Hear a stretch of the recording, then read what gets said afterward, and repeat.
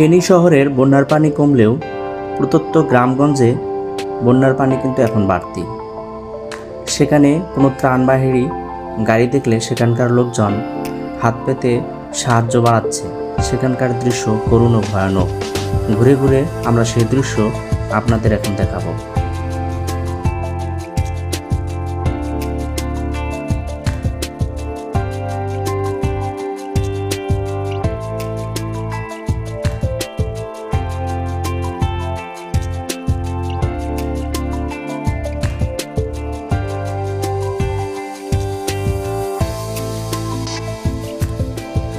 এই যে লোকজন দাঁড়ায় আছে, কিছু সাহায্যের জন্য দাঁড়ায় আছে। হয়তোবা কোনো ত্রাণবাহী গাড়ি আসলে তাদের হয়তোবা এক বেলার খাবার জুটবে।